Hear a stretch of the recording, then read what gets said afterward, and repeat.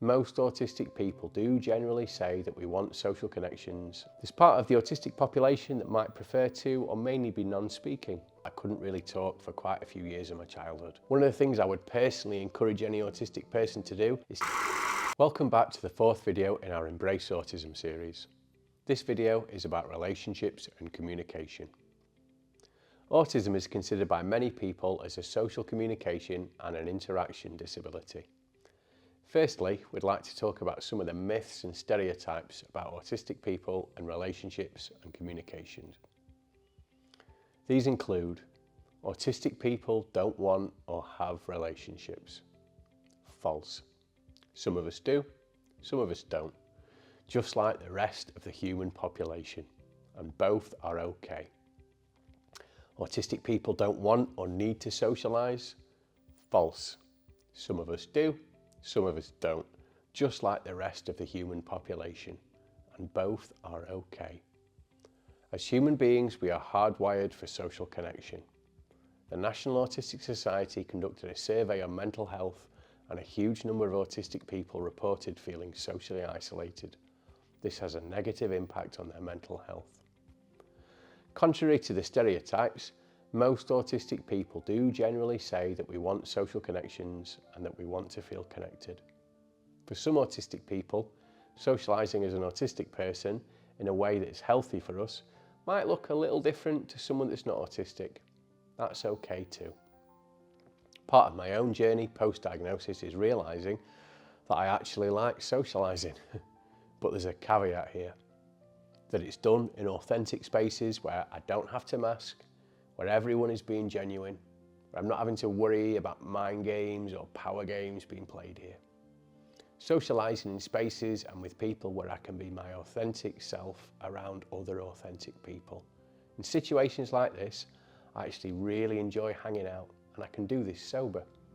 One of the ways I used to mask was largely using alcohol, which is a very, very common experience for a lot of autistic people. Many autistic people, particularly later in life diagnosed people, end up with addiction issues.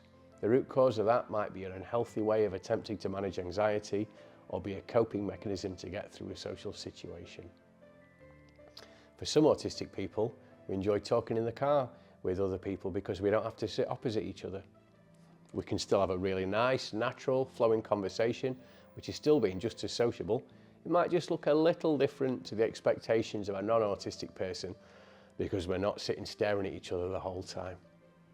One of the things I would personally encourage any autistic person to do, doesn't matter if you're recently diagnosed, if you're self-identified, or if you've known that you've been autistic for a long time, is to meet as many autistic people as you can.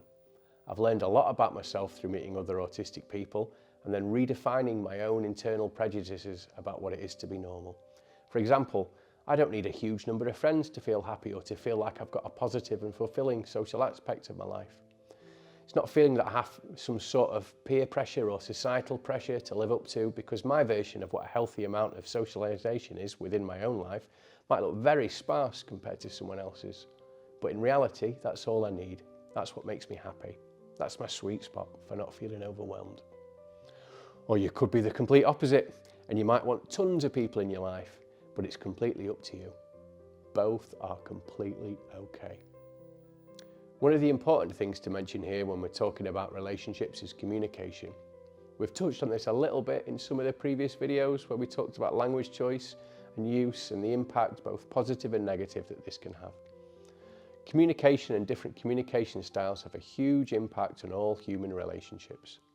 Now, what we mean by that is that it doesn't matter if you're in an autistic-only space, if you're in a space with both autistic and non-autistic people. Communication is a two-way street. Following the logic of my own example of describing being autistic as like I was born a native French speaker surrounded by native English speakers, well, when I'm with native English speakers, I personally feel I should make as much effort to speak English and understand English as that person should make an effort to speak French and understand French. And that's the way we have healthy relationships. Healthy communication is me respecting and having boundaries for my own preferences, my own language choice, and my own communication style. But also, within that same breath, it's realising that I have to have the same degree of respect, understanding, accommodation, and willingness to learn. Willingness to understand the other person's communication styles and needs through to their own language use, their own language choices. One isn't right, one isn't wrong. The way to have a healthy relationship there is for me to come in with the same mindset of understanding and empathy and willingness to want to communicate in a healthy way as I would expect in return for me. For example, in these videos, we're here, we're talking, it's visual and auditory. We also have a written transcript for all these Embrace Autism videos for different people's communication preferences.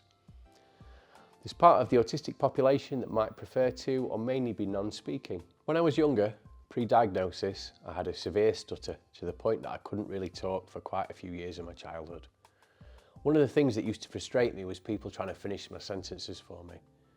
People assuming that I didn't have anything to say or that I didn't have anything to communicate. In the work that we do outside of these videos, much of it is done online, but sometimes we meet someone and we'll just be chatting to each other in text chat. Sometimes it might be we'll have cameras off or cameras on. Sometimes it might be speaking, sometimes we won't. Sometimes it might be a combination of all of the above.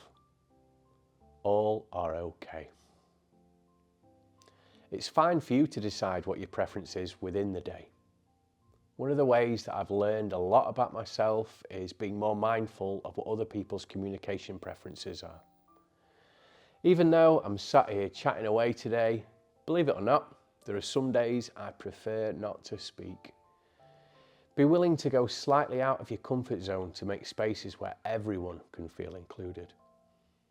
We're very passionate about creating safe spaces for everyone, which requires everyone just to have a little bit of a leap of faith.